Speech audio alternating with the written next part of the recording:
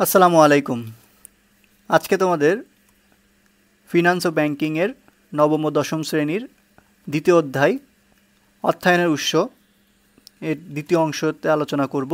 আমরা প্রথম ক্লাসে প্রথম অংশে 19 পৃষ্ঠা পর্যন্ত আলোচনা করেছিলাম। আশা করছি 19 পৃষ্ঠা পর্যন্ত তোমাদের যে বিষয়গুলো সম্পর্কে আলোচনা হয়েছে সে সম্পর্কে তোমরা বুঝতে পেরেছো এবং এখান থেকে জ্ঞানমূলক ও অনুধাবনমূলক এবং বহু নির্বাচনী যে প্রশ্নগুলো আছে সেইগুলো সম্পর্কে একটা ধারণা নিতে তোমাদের সহায়তা করেছে। আজ আমরা 20 পৃষ্ঠা আলোচনা করব। আশা করছি তোমরা তোমাদের সামনে পাঠ্য বইটা ধরবে এবং 20 পৃষ্ঠার যে লাইনগুলো আমি এখানে দাগানো আছে সেগুলো একটু খেয়াল করবে। 20 পৃষ্ঠা শেষে আমরা যে বিষয়গুলো এখানে জানতে পারবো সেটা হচ্ছে প্রাপ্য বিল বাট্যাকরণ বলতে কী বোঝো, প্রদেয় বিল কাকে বলে, জামানতবিহীন ব্যাংক ঋণ কী এবং চাহিদা মাত্র প্রদেয় ঋণ কাকে বলে, এইগুলো বিষয় নিয়ে আমরা আজকে আলোচনা করব। প্রথমে আমরা দেখি প্রাপ্য বিল বাট্যাকরণ বলতে কি বুঝি। যেহেতু আমরা এখানে স্বল্পমেয়াদী অর্থসংস্থানের উৎসগুলো নিয়ে আলোচনা করব, স্বল্পমেয়াদী অর্থায়ন কিভাবে কোন জায়গা থেকে বা কি কি উপাদানের মাধ্যমে হয়ে থাকে সেইগুলো আমরা আলোচনা করব। তো স্বল্পমেয়াদী অর্থায়ন আমরা কি কি মাধ্যমে করতে পারি বা কি কি উৎস থেকে করতে পারি, তার প্রথমটা হচ্ছে প্রাপ্য বিল বাট্যাকরণ, তার মধ্যে একটা অন্যতম। এখানে দেখো তোমাদের প্রথম উপরে লাইনে দেখো স্বল্পমেয়াদী আর্থিক প্রাতিষ্ঠানিক উৎস, তার উপরে দেওয়া আছে যে স্বল্পমেয়াদী অর্থায়নের উৎসটাকে আমরা দুইভাবে ভাগ করি, একটা হচ্ছে প্রাতিষ্ঠানিক আর একটা হচ্ছে অপ্রাতিষ্ঠানিক। প্রাতিষ্ঠানিক কী হতে পারে, বিভিন্ন রকমের আর্থিক প্রতিষ্ঠান, ব্যাংক, বিমা কোম্পানি, এই রকম কিন্তু কোনো একটা কিছু হতে পারে। আর অপ্রাতিষ্ঠানিক মানে কি, তোমার বন্ধুবান্ধব, আত্মীয় স্বজন, বিভিন্ন মাধ্যমের তুমি টাকা নিতে পারো, এটা হচ্ছে অপ্রাতিষ্ঠানিক। তো প্রাতিষ্ঠানিক মাধ্যমের প্রথম যে উৎসটা সেটা হচ্ছে প্রাপ্য বিল বাট্যাকরণ। প্রাপ্য বিল বলতে আমরা কি বুঝি, প্রাপ্য মানে হচ্ছে বেশিরভাগ ক্ষেত্রে দেখা যায় যে আমাদের যে ক্রয় বিক্রয় করে থাকি আমরা সেগুলো বাকিতে করা হয়, এবং বাকিতে যখন করা হয়, যখন একজন বিক্রেতা বাকিতে বিক্রি করে সেক্ষেত্রে বিক্রেতা ক্রেতার কাছে টাকা প্রাপ্য থাকে, তার মানে বিক্রেতা টাকাটা পাবে। তো বাকি যখন দেয়া হয় তখন বিক্রেতা ক্রেতাকে একটা নির্দিষ্ট সময় দেয় যে এই সময়ের মধ্যে আপনাকে টাকাটা পরিশোধ করতে হবে। তো ক্রেতা যেহেতু টাকাটা ধার হিসেবে নিয়েছে বা টাকার যে পণ্যটা নিয়েছে সেই নিয়েছে সেটা কিন্তু ধার হিসেবে, তাহলে এটা তো একটা প্রমাণ থাকতে হবে, প্রামাণ্য দলিল যেটাকে আমরা বলি, যে সে যে ক্রয় করেছে এবং ক্রয় করার যে এবং এই ক্রয়কৃত টাকা যে পণ্যটা ক্রয় করেছে সেই টাকাটা সে কত দিনের মধ্যে পরিশোধ করবে তার একটা নির্দিষ্ট সময় থাকা উচিত। এবং এই যে নির্দিষ্ট সময় থাকবে এবং কত দিনের মধ্যে পরিশোধ করবে, এই যে বিষয়বস্তু যেখানে অন্তর্ভুক্ত থাকে সেটাকে আমরা বলবো প্রাপ্য বিল। অর্থাৎ এই প্রাপ্য বিলটা হচ্ছে বিক্রেতার জন্য একটা দলিল, বিক্রেতার কাছে এটা থাকবে এবং ক্রেতার কাছে যেটা থাকে, এবং ওই দলিলটাই প্রাপ্য দলিলটা ক্রেতার জন্য একটা প্রদেয় বিল কিন্তু। তো বিক্রেতার যদি দেখা যায় প্রাপ্য বিল মূলত 3 মাসের জন্য হয়ে থাকে, 3 মাসের মধ্যে টাকা পরিশোধ করার প্রয়োজন পড়ে। তো 3 মাসের আগেই যদি দেখা যায় যে বিক্রেতার টাকার প্রয়োজন হয়, সেক্ষেত্রে এই বিলটা এই বিক্রেতা অন্য কোনো আর্থিক প্রতিষ্ঠান, ব্যাংক বা দালাল যে কোনো মাধ্যমেই হোক, ফড়িয়ার মাধ্যমে ওই প্রাপ্য বিলটা তাদের দেওয়ার মাধ্যমে নগদ টাকা সংগ্রহ করতে পারে। সেক্ষেত্রে প্রাপ্য বিল যে ভাঙবে বা প্রাপ্য বিলটা সে যদি নগদে রূপান্তর করতে চায় বিক্রেতা, সেক্ষেত্রে সে পুরোপুরি টাকাটা পাবে না। ধরো সে বাকিতে বিক্রি করেছে 10,000 টাকা, তো সে যদি 3 মাস পরে তার ক্রেতার থেকে টাকাটা সংগ্রহ করে সেক্ষেত্রে সে 10,000 টাকা পুরোটাই ফেরত পেত। কিন্তু তার 3 মাসের আগেই যেহেতু টাকার প্রয়োজন, সেক্ষেত্রে সে যদি সেটা ব্যাংকে দেয়, ব্যাংক একটা নির্দিষ্ট পরিমাণ টাকা কেটে নেবে। সে ধরলাম সে যদি 10% হারে মানে কেটে নেয় ব্যাংক, সেক্ষেত্রে তার 10,000 টাকা 10% করলে হবে 1,000 টাকা, তার মানে সে ব্যাংক থেকে টাকা ফেরত পাবে 9,000 টাকা। তাহলে এই যে 1,000 টাকা সে অতিরিক্ত পাবে না বা এটা ব্যাংক কেটে নিবে, এটাকে আমরা বলবো হচ্ছে বাট্যাকরণ। এবং এই বাট্যাকরণটা কার উপর ধার্য হলো, প্রাপ্য বিলের উপর। তাহলে প্রাপ্য বিলের যে অংশটা তুমি বিক্রেতা পাবে না বা যে অংশটা কেটে নেয় সেটাকেই আমরা বলবো হচ্ছে প্রাপ্য বিল বাট্যাকরণ। আমরা পরের পৃষ্ঠাতে এটা সংজ্ঞা পেয়ে যাব। এরপর প্রদেয় বিল কি, প্রদেয় বিল ওই যে বললাম যেটা বিনিময় বিক্রেতার কাছে যেটা প্রাপ্য বিল সেটাই ক্রেতার দৃষ্টিতে প্রদেয় বিল। এখানে বলা আছে বিনিময় বিল বিক্রেতার দৃষ্টিতে একটি প্রাপ্য বিল যা ক্রেতার দৃষ্টিতে প্রদেয় বিল, যা স্বল্পমেয়াদী অর্থায়নের উৎস। কেন এটাকে স্বল্পমেয়াদী অর্থায়নের উৎস বলা হচ্ছে, দেখো তোমার যে জিনিসটা কেনার দরকার আছে সেই যদি তুমি নগদে কিনতে চাও সেক্ষেত্রে কিন্তু তোমার টাকাটা পরিশোধ করতে হতো, কিন্তু তুমি যখন বাকিতে জিনিসটা ক্রয় করবা সেক্ষেত্রে তোমার নগদে কিন্তু টাকাটা পরিশোধ করার প্রয়োজন হচ্ছে না। এবং এই যে টাকাটা তুমি নগদে বিনিয়োগ করতা সেইটা তুমি অন্য জায়গায় বিনিয়োগ করতে পারছো, কিংবা যদি তোমার কাছে টাকাটা যদি না থেকে থাকে তারপরেও তুমি ওই পণ্যদ্রব্যটা ব্যবহার করতে পারতেছো। তাহলে ব্যবহার যখন করছো সেক্ষেত্রে কিন্তু তুমি একটা সুবিধা পাচ্ছ। এবং এখানে বলা আছে যে প্রাপ্য বিলের মেয়াদটা হবে 3 মাসের জন্য। আমরাও স্বল্প মেয়াদী অর্থসংস্থানের সংজ্ঞাতে পড়েছি যে 1 বছর বা 1 বছরের কম মেয়াদে যেটা থাকবে সেইটাকেই আমরা বলি হচ্ছে স্বল্প মেয়াদী অর্থসংস্থান। তাহলে এখানে যেহেতু 3 মাস মেয়াদ, 1 বছরের কম মেয়াদ, সেক্ষেত্রে আমরা এটাকে বলতেই পারি যে এই প্রাপ্য বিল বা প্রদেয় বিল এটাকে আমরা স্বল্প মেয়াদী অর্থায়নের উৎস বলতেই পারি।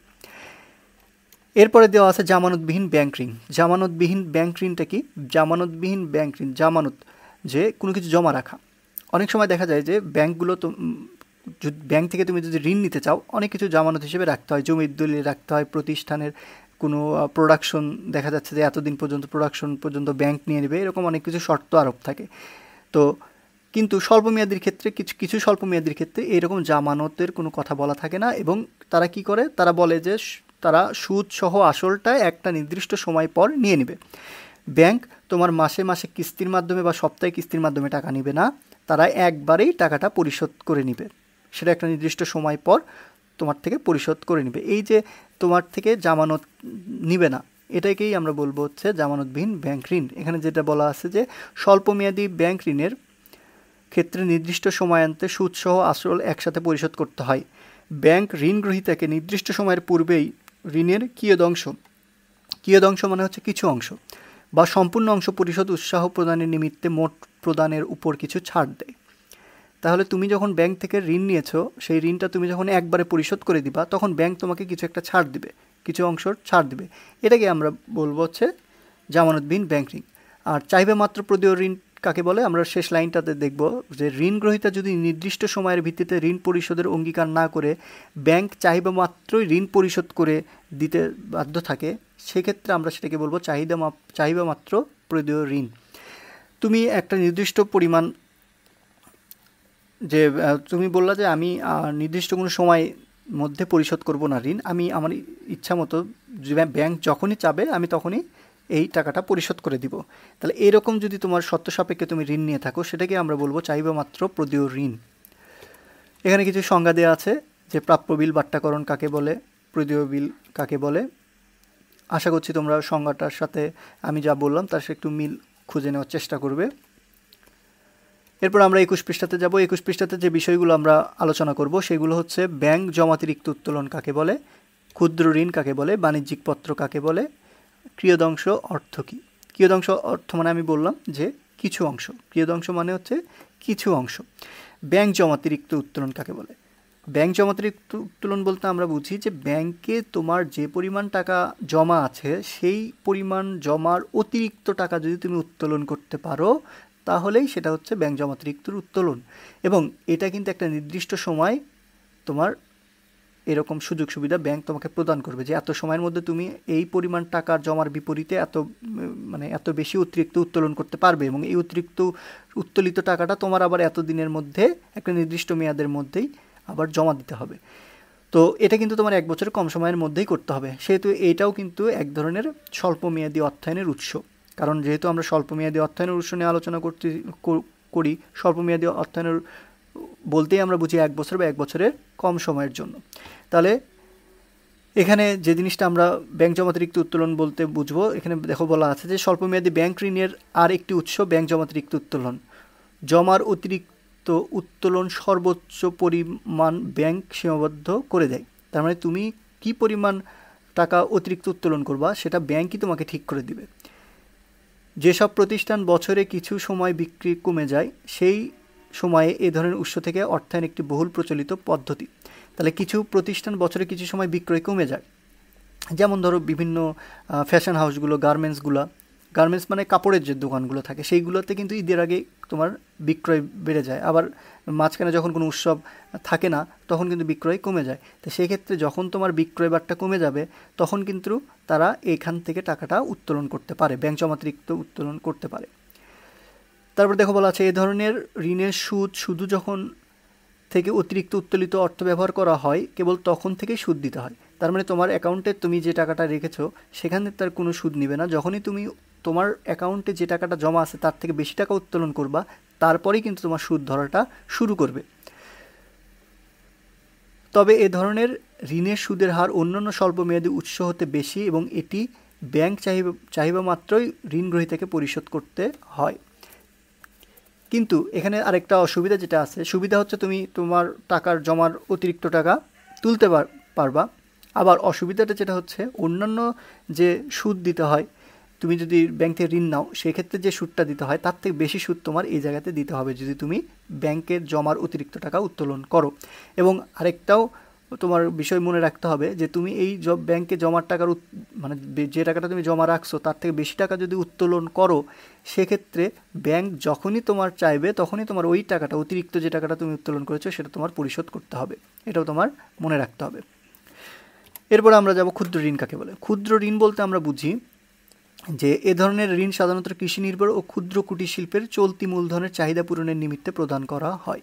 তার মানে কি, যেটা 1 বছর বা 1 বছরের কম সময়ের জন্য ঋণ দেওয়া হয় সেটাকে আমরা বলবো হচ্ছে ক্ষুদ্র ঋণ, এবং সেই ঋণের টাকাটা ব্যবহার করতে হবে হচ্ছে কৃষি নির্ভর ও ক্ষুদ্র কুটির শিল্পের মূলধন ব্যবহারের জন্য, মানে মূলধন সংস্থানের জন্য।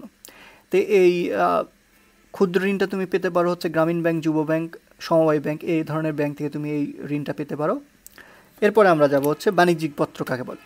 বাণিজ্যিক পত্র এখানে বলা আছে যে কারবারি প্রতিষ্ঠান অর্থায়নের জন্য নির্দিষ্ট সময়ান্তে লাভসহ আসল অর্থ ফেরত পাবা প্রদানের অঙ্গীকারে আবদ্ধ হয়ে এই বাণিজ্যিক পত্র বিক্রয় করা হয়। তাহলে কারবারি প্রতিষ্ঠানের অর্থায়নের জন্য তুমি ব্যবসা প্রতিষ্ঠানের টাকা ব্যবহারের জন্য বা তুমি ব্যবসা প্রতিষ্ঠানের টাকা নিতে চাচ্ছ, সেই জন্য নির্দিষ্ট সময়ান্তে লাভসহ আসল ফেরত প্রদানের অঙ্গীকার। তার মানে লাভসহ তুমি আসল ফেরত দিবা, এই অঙ্গীকার যে কাগজে বা একটা পেপারে লেখা থাকে সেটাকে আমরা বলবো হচ্ছে বাণিজ্যিক পত্র। যে সকল ব্যক্তি সাময়িক সময়ের জন্য কিছু অব্যবহার্য অর্থ থাকে তারা শেয়ার বাজারে বিনিয়োগ বিকল্প হিসেবে এই বাণিজ্যিক পত্র ক্রয় করে থাকে। তোমার ধরো যে টাকাটার দরকার নেই, আপাতত পড়ে আছে বা ব্যাংকে তুমি রাখতে চাচ্ছ, সেক্ষেত্রে তুমি যদি কোনো কোম্পানির এই বাণিজ্যিক পত্রটা সংগ্রহ করো, কিনে থাকো, সেক্ষেত্রে কিন্তু তুমি লাভবান হওয়ার সম্ভাবনা আছে। কারণ ব্যাংক তোমাকে একটা নির্দিষ্ট পরিমাণ সুদ দিবে, লাভ দিবে যদি তুমি ব্যাংকে টাকা রাখো। কিন্তু বাণিজ্যিক পত্র হইল অনেক সময় দেখা যায় যে তোমার যদি প্রতিষ্ঠানের লাভ বৃদ্ধি পায়, তোমার লাভ, তুমি নিজে লাভ পাওয়াটাও তোমার বেড়ে যাবে। তো এই জন্য বাণিজ্যিক পত্র কিনে রাখলেও তুমি লাভবান হওয়ার সম্ভাবনা আছে। আর ক্রিয়দংশ মানে আমরা বললাম যে কিছু অংশ। এখানে তোমাদের সংজ্ঞা দেওয়া আছে যে ব্যাংক জমাতিরিক্ত উত্তোলন কাকে বলে, ঋণ কাকে বলে, বাণিজ্যিক পত্র কাকে বলে, এবং ক্রিয়দংশ অর্থ হচ্ছে কিছু অংশ। আশা করছি তোমরা এই 21 পৃষ্ঠা সম্পর্কে ধারণা নিয়েছো। এখন আমরা যাব 22 পৃষ্ঠাতে। 22 পৃষ্ঠাতে যে বিষয়গুলো আছে সেগুলো হচ্ছে গ্রাম্য মহাজন কি, মধ্যমেয়াদী অর্থসংস্থান কাকে বলে, সিন্ডিকেশন কাকে বলে, বিশেষায়িত আর্থিক প্রতিষ্ঠান কাকে বলে, এনজিও কি। আচ্ছা, প্রথমে আমরা যদি দেখি গ্রাম্য মহাজন কি। গ্রাম্য মহাজন বলতে আমরা বুঝি, তোমরা যদি বাংলা সিনেমা দেখে থাকো, বাংলা সিনেমাতে এটা কিন্তু আগের যে সিনেমাগুলো ছিল, 90 দশকের যে সিনেমাগুলো ছিল, সেখানে কিন্তু দেখা যেত যে অনেক সময় কৃষকের ছেলে সে শহরে লেখাপড়া করবে, সেই জন্য বাড়ি বন্ধক রাখা হয়। গ্রামের মোড়লের যারা হচ্ছে একটু সম্পদশালী হয় তাদের কাছে কিন্তু বাড়ি বন্ধক রেখে টাকা নেওয়া হচ্ছিল। তো এই যে গ্রামের যারা সম্পদশালী থাকে তাদেরকে আমরা বলি হচ্ছে গ্রাম্য মহাজন। গ্রামের ভেতর যাদের অর্থ সম্পত্তি বেশি থাকে তারাই গ্রাম্য মহাজন, এবং তারা কি করে থাকে, গরিব অসহায় মানুষদের ঋণ দিয়ে থাকে, সুদের মানে টাকার বিনিময়ে টাকা দিয়ে থাকে। তারা মানে খুব বেশি পরিমাণ সুদ নেয় এবং তার বিনিময়ে নগদ টাকা তাদের প্রদান করে থাকে। তো এরাই হচ্ছে গ্রাম্য মহাজন।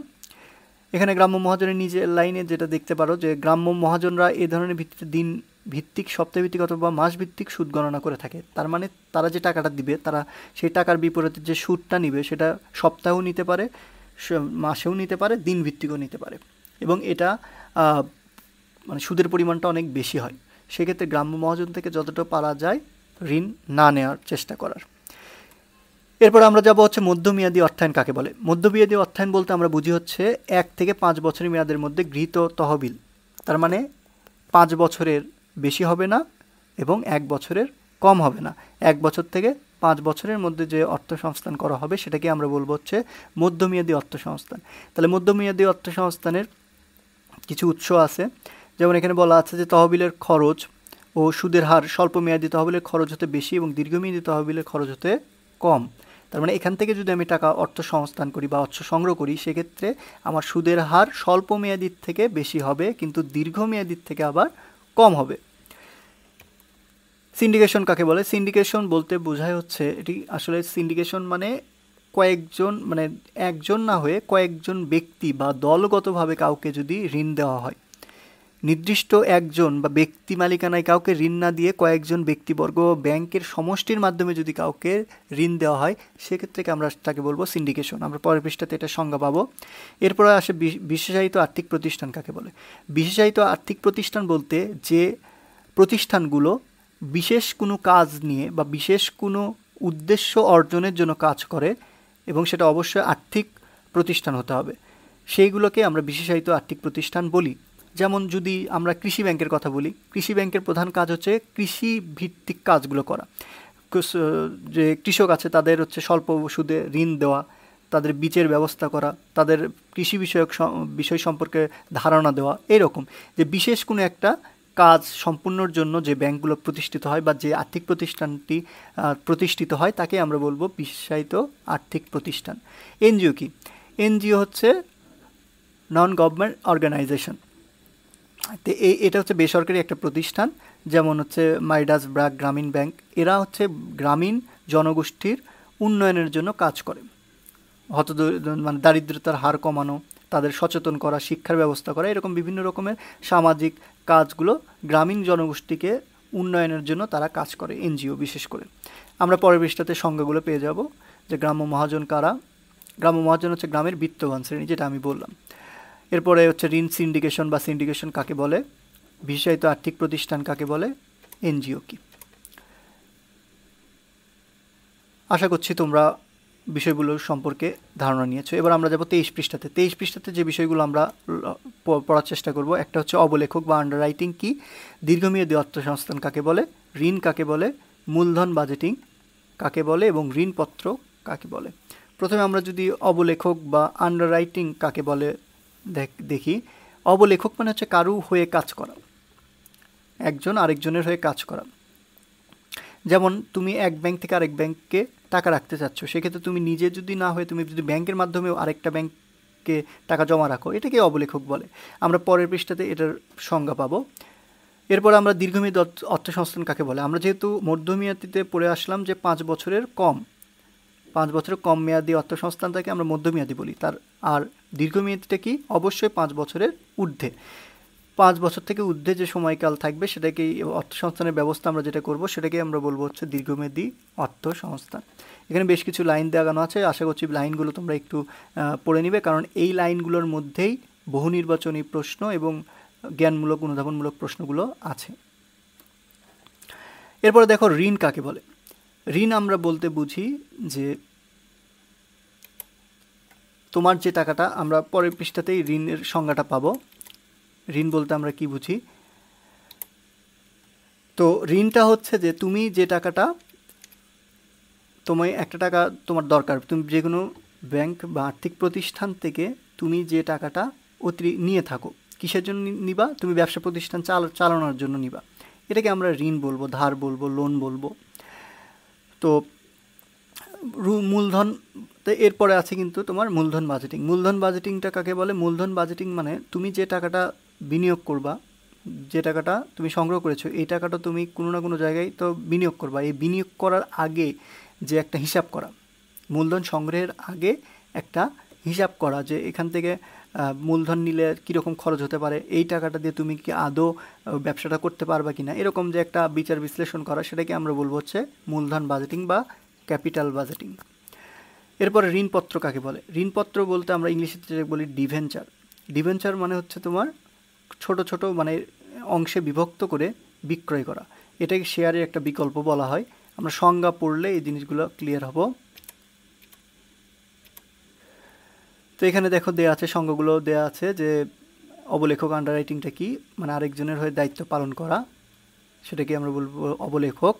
মূলধন বাজেটিং কি? মূলধন বাজেটিং হচ্ছে পরিকল্পনা প্রক্রিয়া যা কিনা একটি প্রতিষ্ঠানের দীর্ঘমেয়াদী বিনিয়োগ, যেমন নতুন যন্ত্রপাতি প্রতিস্থাপন, যন্ত্রপাতি, নতুন গাছপালা, নতুন পণ্য ও গবেষণা উন্নয়ন প্রকল্প হিসেবে নির্ধারণ করতে ব্যবহৃত হয়। এটা প্রধান পুঁজি ও বিনিয়োগ ব্যয়ের জন্য বাজেট। তার মানে তোমার কি পরিমাণ ব্যয় হতে পারে তারই একটা বাজেট আর কি। ঋণপত্র কি? পাবলিক লিমিটেড কোম্পানি যে ঋণ স্বীকৃতিপত্র ইস্যু করে জনগণের বা প্রতিষ্ঠানের নিকট হতে ঋণ সংগ্রহ করে তাকে ঋণপত্র বলে, মানে টাকা সংগ্রহের একটা মাধ্যম আর কি। এরপর আমরা যাব 24 পৃষ্ঠাতে। 24 পৃষ্ঠাতে যে বিষয়গুলো আছে, একটা আছে হচ্ছে লিজিং কাকে বলে, আন্তর্জাতিক মুদ্রা তহবিল কাকে বলে। তাহলে একটা লিজিং আর একটা হচ্ছে আন্তর্জাতিক মুদ্রা তহবিল বলতে আমরা কি বুঝি। লিজ, আচ্ছা প্রথম লাইনটাই দেখো, এখানে বলা আছে যে লিজিং দীর্ঘমেয়াদী অর্থায়নের একটি অভিনব পদ্ধতি। কেন অভিনব পদ্ধতি বলা হয় একটু মনোযোগ দিয়ে শোনো। লিজ মানে বলতে আমরা কি বুঝি? আমরা যেটাকে আঞ্চলিক ভাষায় আমাদের বগুড়ার ভাষায় যেটাকে বলা হচ্ছে পত্তন। পত্তন নেওয়া মানে বলতে আমরা জমি পত্তন বা বর্গা নেওয়া, যেটা সাধু ভাষাকে বলে বর্গা নেওয়া। তো বর্গা নেওয়ার মানে কি হয়? মানে হচ্ছে তোমার নির্দিষ্ট একটা সময়ের জন্য তুমি ওই জমিটা চাষাবাদ করার জন্য সেই মালিকের থেকে নিয়ে নাও। তাহলে তুমি যদি ওই জমিটা যদি কিনতে ধরো তুমি 1 বিঘা বা 30 শতক জায়গা কিনবা, তাহলে 30 শতাংশ জায়গা কিনলে তার দাম হচ্ছে, তুমি যদি জায়গাটা কিনো সেটার দাম আমি ধরলাম 10 লক্ষ টাকা। তাহলে তুমি ওই জায়গাতে 1 বছর যে চাষাবাদ করবা, সেই চাষাবাদ করতে গেলে দেখা যাচ্ছে যে যে জিনিসটা চাষাবাদ করবা সেখান থেকে তোমার আসবে 5 লক্ষ টাকা। তাহলে চাষাবাদ করলে আমার আসবে 5 লক্ষ টাকা। আমি যদি ওই জমি পুরোটা কিনে নেই তাহলে আমার জন্য ব্যয় হবে হচ্ছে 10 লক্ষ টাকা।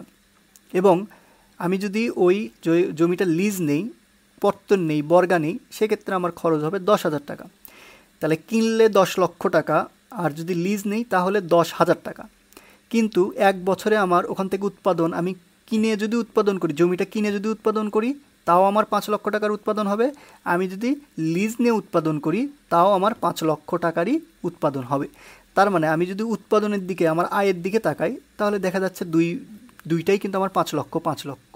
কিন্তু খরচের দিকে যদি আমি তাকাই সেক্ষেত্রে দেখা যাচ্ছে একটাতে খরচ 10 লক্ষ টাকা যদি আমি জমিটা কিনে নিই, আর যদি আমি জমিটা বর্গা নেই, লিজ নেই, সেক্ষেত্রে আমার খরচ 10,000 টাকা। তার মানে লাভের দিকে তাকালে আমার ওই দিকে 5 লক্ষ টাকাতে আমি ঘাটতিতে থাকবো, আর এই দিকে আমার দেখা যাবে লাভ হবে 4,90,000 টাকা। তো এই কারণেই আমাদের বলা হয় যে লিজিংটা দীর্ঘমেয়াদী অর্থায়নের একটি অভিনব পদ্ধতি। কারণ লিজ নেওয়ার ফলে তোমার ব্যয়টা অনেকাংশেই কমে আসবে। আশা করছি লিজের ব্যাপারটা তোমরা বুঝতে পেরেছো। এরপরে যে লাইনগুলো দাগানো আছে একটু লাইনগুলো দেখে নিবা। তারপরে যেটা দেওয়া আছে যে আন্তর্জাতিক মুদ্রা তহবিল কাকে বলে। আন্তর্জাতিক মুদ্রা তহবিল একটি আন্তর্জাতিক অর্থনৈতিক সংস্থা, যেটা হচ্ছে 1945 সালে প্রতিষ্ঠিত হয় এবং এর প্রধান কার্যালয় হচ্ছে ওয়াশিংটনে। এর বর্তমান সদস্য সংখ্যা 189টি। এখানে কিছু গুরুত্বপূর্ণ লাইনগুলো দাগানো আছে, আশা করছি লাইনগুলো তোমরা একটু পড়ে নিবে, দেখে নিবে, কারণ এখান থেকেই তোমাদের জ্ঞানমূলক প্রশ্ন, আমি বারবার বলছি জ্ঞানমূলক প্রশ্নগুলো আসবে। আমরা এখানে একটা সংজ্ঞা দেওয়ার চেষ্টা করেছি, তোমরা একটু দেখো যে আন্তর্জাতিক মুদ্রা তহবিল বা IMF, ইন্টারন্যাশনাল মনিটারি ফান্ড বা IMF জাতিসংঘ কর্তৃক অনুমোদিত স্বায়ত্তশাসিত আর্থিক প্রতিষ্ঠান। বিভিন্ন দেশের মুদ্রা মানের হ্রাস বৃদ্ধি পর্যবেক্ষণ করাই এর প্রধান কাজ। আমরা চলে যাব 25 পৃষ্ঠাতে। 25 পৃষ্ঠাতে এখানে তেমন কিছু নেই, আমাদের এখানে একটা চিত্র দেওয়া আছে যে আসলে কোন প্রতিষ্ঠানের জন্য কোন অর্থ সংস্থানটা বেশি গুরুত্বপূর্ণ। এখানে দেওয়া আছে যে ব্যবসার ধরন অনুযায়ী অর্থ সংগ্রহের উৎস কোন কোন জায়গা থেকে, ব্যবসার ধরন মানে স্বল্পমেয়াদী, মধ্যমেয়াদী, দীর্ঘমেয়াদী, পাবলিক লিমিটেড কোম্পানি, অংশীদারি, প্রাইভেট লিমিটেড কোম্পানি, কোন কোম্পানির জন্য কোন জায়গা থেকে আমি অর্থায়ন নিতে পারি। যেমন এক মালিকানা কারবার এবং অংশীদারি কারবার। অংশীদারি কারবারের জন্য তুমি কোন কোন জায়গা থেকে সংগ্রহ করতে পারো, সঞ্চয়ের মাধ্যমে, টাকার সঞ্চয় যেগুলো থাকবে সেখান থেকে তুমি টাকাটা ব্যয় করতে পারো।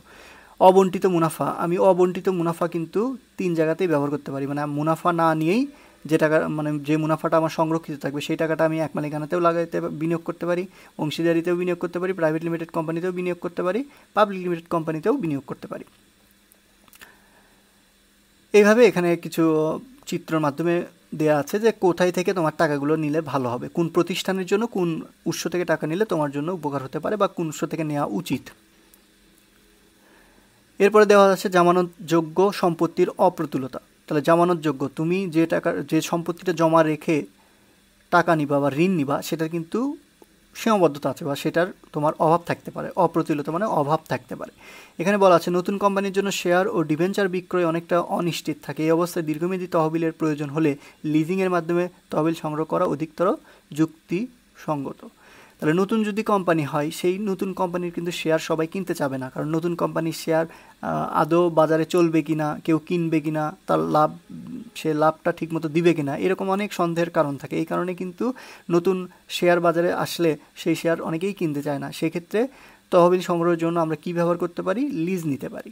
মানে আমি ব্যবসা প্রতিষ্ঠান চালাতে গেলে আমি লিজের মাধ্যমে সম্পত্তি বা প্রতিষ্ঠান লিজ নেওয়ার মাধ্যমে আমি প্রতিষ্ঠানটা চালাতে পারি। অর্থায়নের প্রয়োজনের ধরন, কি কি কারণে আমাদের অর্থায়নের প্রয়োজন হতে পারে, যেটা বললাম যে ওই অর্থায়নের ধরনটা মানে আমি কি কোথায় থেকে ঋণটা নিব, এই যে এখানে যে বিষয়গুলো দেওয়া আছে এটাই, যে আমার মালিকানার ভিত্তিতে ব্যবসা প্রতিষ্ঠানের ভিত্তিতে আমি কোন জায়গা থেকে ঋণগুলো নিব, সঞ্চয় টাকাগুলো কোন জায়গায় ইনভেস্ট করতে পারি, অবন্টিত মুনাফা আমি কোথায় কোথায় দিতে পারি, ব্যাংক জমাতিরিক্ত উত্তোলন আমি কোথায় কোথায় বিনিয়োগ করতে পারি, এরকম যে কোম্পানির ধরন এবং আকার অনুযায়ী আমি অর্থায়নের উৎসটা নির্ধারণ করতে পারি। এরপর 26 পৃষ্ঠাতে যে বিষয়গুলো আছে, শেয়ার হোল্ডার কাকে বলে, তহবিল উৎসের ঝুঁকি কী, তারল্য মুনাফা নীতি কী। তারল্য মুনাফা নীতি তোমরা প্রথম অধ্যায়ে কিন্তু আমরা পড়ে এসেছিলাম, তোমরা আশা করছি তোমাদের মনে আছে। শেয়ার হোল্ডারও আমরা পড়েছিলাম, যে শেয়ার হোল্ডার বলতে আমরা কী বুঝি, শেয়ার মানে কিন্তু আমরা পড়েছিলাম যে একটা অংশ, একটা বৃহৎ মূলধনের ক্ষুদ্রতম অংশ, এবং এই ক্ষুদ্রতম অংশগুলো যারা কিনবে বা যাদের আয়ত্তে থাকবে তারাই হচ্ছে একজন শেয়ার হোল্ডার। এরপর তহবিল উৎসের ঝুঁকি কি, তহবিল উৎসের ঝুঁকি বলতে আমরা মূলত বুঝি যে তুমি যে জায়গা থেকে টাকাটা সংগ্রহ করতে চাচ্ছ সেই সংগ্রহ করার তুমি নাও করতে পারো, বা সংগ্রহ করলে তোমার ওখানে টাকা না পাওয়ার সম্ভাবনা থাকে, সেটাকে আমরা বলবো তহবিল উৎসের ঝুঁকি। যেমন এখানে বলা আছে, যদি কোনো প্রতিষ্ঠান জামানতযুক্ত ঋণ গ্রহণ করে তবে ঋণদাতা প্রতিষ্ঠানের কাছে সম্পত্তি জামানত হিসেবে রাখতে হয়। নির্দিষ্ট সময়ের মধ্যে ঋণ পরিশোধ করতে না পারলে প্রতিষ্ঠানটি জামানতকৃত সম্পত্তি বিক্রি করে অর্থ পরিশোধ করতে বাধ্য হয়। ফলে তহবিলের উৎস নির্বাচনে সংশ্লিষ্ট উৎসের আনুষাঙ্গিক ঝুঁকিগুলো বিবেচনা করতে হবে। তুমি ধরো টাকা নিচ্ছ, ব্যাংক থেকে ঋণ নিচ্ছ, ঋণ নেওয়ার ক্ষেত্রে কিন্তু তোমার জামানত রাখতে হবে। তো তুমি যদি ওই ঋণটা যদি না পরিশোধ করতে পারো তাহলে তুমি যে বিষয় বা যে সম্পত্তি জামানত রাখবা সেটা কিন্তু তোমার আর তুমি ফেরত পাবে না। ওই জামানত যেটা রাখবা সেইটা কিন্তু সেই ব্যাংক বা আর্থিক প্রতিষ্ঠানটা নিয়ে নেবে। তো এটা কিন্তু এক ধরনের ঝুঁকি। সেই কারণে তুমি যখন ব্যাংক থেকে বা বিভিন্ন আর্থিক প্রতিষ্ঠান থেকে ঋণ নিবা সেক্ষেত্রে অবশ্যই খেয়াল রাখবা তুমি যে জিনিসটা জামানত রাখবা সেইটা যাতে তুমি আবার ফেরত নিতে পারো। এমন কোনো ঋণ নিবা না বা এমন কিছু জামানত রাখবা না যেটা জামানত রাখার পরে তুমি ওই ছোট একটা ঋণ নেওয়ার ফলে তুমি ওই বৃহত্তম সম্পত্তি আর ছাড় করতে পারবে না, এরকম যাতে না হয়। সেই কারণে যখন তুমি ঋণ নিবা সেটাও খেয়াল রাখবা, এবং তুমি ঋণের বিপরীতে যে জামানত রাখবা সম্পত্তি হিসেবে যেটাই জামানত রাখো সেটাও খেয়াল রাখবা যে এটা আসলে তোমার জন্য তুমি আবার সেটা ফেরত পাবা কিনা এই বিষয়ে। এরপর তারল্য মুনাফা নীতি কি, তারল্য মুনাফা নীতি এর আগেও বলেছি, তারল্য মানে তুমি যে টাকাটা তোমার ব্যবসা প্রতিষ্ঠান দৈনন্দিন চলতে গেলে যে টাকার প্রয়োজন সেটাই হচ্ছে তারল্য, নগদ টাকা। আর মুনাফা কি, তুমি যে টাকাটা বিনিয়োগ করেছো এবং বিনিয়োগ করার ফলে ওখান থেকে যে টাকাটা তোমার ফেরত আসতেছে এটা হচ্ছে মুনাফা। তাহলে দৈনন্দিন চলার জন্য যে টাকাটা দরকার সেই টাকাটা তুমি যদি না রেখে দাও তাহলে তোমার ব্যবসা প্রতিষ্ঠান চলবে না। আবার তুমি ওই দৈনন্দিন খরচ মেটানোর জন্য অতিরিক্ত টাকা যদি নগদ টাকা রেখে দাও, বিনিয়োগ যদি না করে থাকো, তাহলে দেখা যাবে তোমার ওই যেখানে তুমি বিনিয়োগ কম করবা সেখান থেকে তোমার লাভের পরিমাণও কমও হবে। তো সেই কারণে এমনভাবে তোমার টাকাটা বিনিয়োগ করতে হবে যাতে তারল্য সংকটও তৈরি না হয়, আবার মুনাফার জন্যও সর্বাধিক বিনিয়োগ করতে পারো। আশা করছি এইগুলো বুঝতে পেরেছো। এখন এখানে সংজ্ঞাগুলো দেওয়া আছে যে শেয়ার হোল্ডার কাকে বলে এবং তারল্য মুনাফা নীতি বলতে আমরা কি বুঝি, সংজ্ঞাগুলো দেওয়া আছে। এবার আমরা পাঠ্য বইয়ের যে অনুশীলনীর যে ইয়েগুলো আছে, প্রশ্নগুলো আছে, যেমন মধ্যমেয়াদী অর্থ সংস্থানের উৎস কী, ব্যবসা প্রতিষ্ঠান আর্থিক সমস্যা দূরীকরণের উৎস নির্বাচনের ক্ষেত্রে বিবেচনা করতে হয়, এগুলো উত্তর আমি আপাতত বলে দিব না, তোমরা কমেন্ট সেকশনে এগুলোর উত্তর দিবা। আমি সবগুলোর উত্তরই আস্তে আস্তে তোমাদের বলে দিব। তোমাদের থেকে আগে নিতে হবে, যেহেতু এতক্ষণ যে ক্লাসগুলো হলো সেইগুলো তো তোমার আগে বুঝতে হবে যে তুমি কি পারো কি পারো না। এখানে কিন্তু তোমাদের সৃজনশীল দেওয়া ছিল, পাঠ্য বইয়েরই সৃজনশীল এইগুলো। আশা করছি তোমাদের বুঝতে সুবিধা হয়েছে। এরপর আমরা কিছু গুরুত্বপূর্ণ জ্ঞানমূলক ও প্রশ্নগুলো দেখে নিব। এইগুলো কিন্তু এর আগের অধ্যায়তেও দেওয়া ছিল, এরকম প্রতিটা অধ্যায় শেষে এরকম দেয়া থাকবে 30 থেকে 40টি এক কথায় এরকম প্রশ্ন উত্তর সহ দেওয়া থাকবে। আশা করছি তোমাদের এই এসএসসি পরীক্ষা এবং বিভিন্ন নবম দশম শ্রেণীর বিভিন্ন সাময়িক পরীক্ষাতে এইগুলো অনেক কাজে আসবে, কারণ এখান থেকে জ্ঞানমূলক অনুধাবনমূলক প্রশ্ন আসার সম্ভাবনা আছে, পাশাপাশি বহু নির্বাচনী প্রশ্নগুলোও এখান থেকে কিন্তু আসবে। তো সেহেতু এইগুলোর উত্তর কিন্তু তোমাদের অবশ্যই মুখস্থ করতে হবে। এখানে বেশ কিছু প্রশ্ন থাকবে, তোমরা ভিডিওটি পজ করে এইগুলা লিখে নিতে পারো, উত্তর সহ লিখে নিতে পারো। এখানে খুবই গুরুত্বপূর্ণ প্রশ্নগুলো, কিন্তু অবশ্যই গুরুত্বপূর্ণ, কারণ থিওরিটিক্যাল অধ্যায়, এখানে কিন্তু কোনো গণিত নাই। তো গণিত না থাকার কারণে তোমার কিন্তু লিখতে হবে, এবং লেখার জন্য বিষয়টা সম্পর্কে কিন্তু তোমার আগে ভালো ধারণা রাখতে হবে, তারপরে কিন্তু তুমি এইগুলো উত্তর করতে পারবা। তো সেই কারণে তোমাদের সবাইকে বলবো যে তোমরা বিষয়টাকে গুরুত্ব সহকারে পড়বে এবং মুখস্থ করার চেষ্টা করবা। এখানে 40টি প্রশ্ন সহ উত্তর দেওয়া আছে।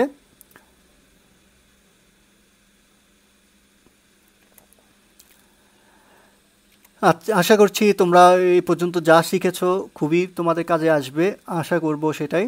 এরপরে আমি বাসার কাজ হিসেবে তোমাদের জন্য 30টি বহু নির্বাচনী প্রশ্ন এখানে দেওয়া আছে। তোমাদের ভিডিও কোয়ালিটি যদি তুমি ভালোটা ডাউনলোড না করো, সেক্ষেত্রে কিন্তু এই প্রশ্নগুলো তুমি দেখতে পারবে না।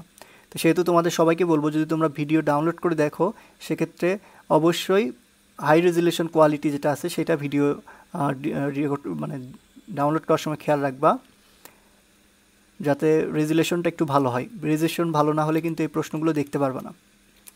এরপরে বহু নির্বাচনীর পরে আছে সৃজনশীল প্রশ্ন, এখানে 11টি সৃজনশীল আছে। এই 11টি সৃজনশীলের তোমরা যদি প্রতিটারই জ্ঞানমূলক অনুধাবনমূলক প্রশ্নটাও মোটামুটি পড়ে রাখতে পারো, তোমাদের অনেক উপকার আসবে। এক্ষেত্রেও কিন্তু তোমাদের বলবো যে ভিডিও কোয়ালিটিটা ভালোটা ডাউনলোড করলে তোমরা এই লেখাগুলো অন্তত দেখতে পারবে, বুঝতে পারবে, না হলে কিন্তু লেখাগুলো বোঝা যাবে না। আশা করছি তোমাদের আজকের ক্লাসটা কাজে লেগেছে এবং তোমরা উপকৃত হয়েছো। তো আশা করব তোমরা এইভাবেই ক্লাসগুলো করবে এবং মনোযোগ সহকারে শুনবে। আমরা পরবর্তী ক্লাস যেহেতু 3য় অধ্যায় শুরু করব, 3য় অধ্যায় কিন্তু অর্থের সময় মূল্য, খুবই গুরুত্বপূর্ণ একটা অধ্যায়, এবং গাণিতিক সমস্যাগুলো ওখানে আমরা পাবো। যেহেতু প্রথম এবং 2য় অধ্যায় থিওরিটিক্যাল অধ্যায় ছিল, এখানে রিডিং পড়ার প্রবণতাই আমাদের একটু বেশি ছিল এবং বোঝার কিছু বিষয় ছিল, সেই কারণে এখানে কথা বেশি বলার প্রয়োজন হয়েছে গণিতের থেকে। কিন্তু আমাদের 3য় অধ্যায় যেটা অর্থের সময় মূল্য, টাইম ভ্যালু অফ মানি, সেইখানে কিন্তু আমাদের গাণিতিক সমস্যা আছে, সেহেতু ওই অধ্যায়টা আমাদের হয়তো বা আরও বেশি প্রয়োজনীয় এবং খুব উপকারে আসবে।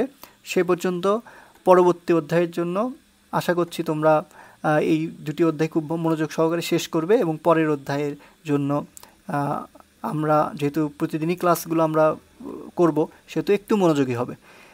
তো ঠিক আছে, তোমরা ভালো থাকো, সবার সুস্বাস্থ্য ও দীর্ঘায়ু কামনা করছি।